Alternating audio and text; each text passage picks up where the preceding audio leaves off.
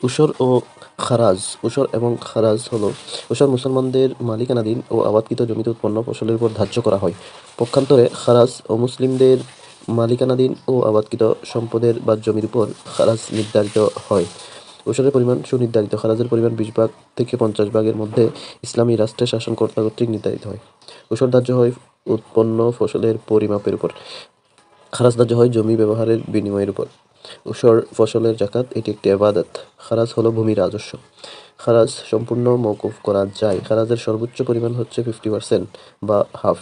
খারাজের নির্ধারিত ভূমি অমুসলিমদের মালিকানাধীন সব আবাদি জমি, বিজিত এলাকার জমি যা অমুসলিমদের নিকটবর্তী দেওয়া হয়। মুসলিমদের বসত বাড়ি চাষাবাদে পরিণত হলে কোনো মুসলিম যদি মুসলিমের জমি ক্রয় করে এগুলো খারাজ দিতে হবে।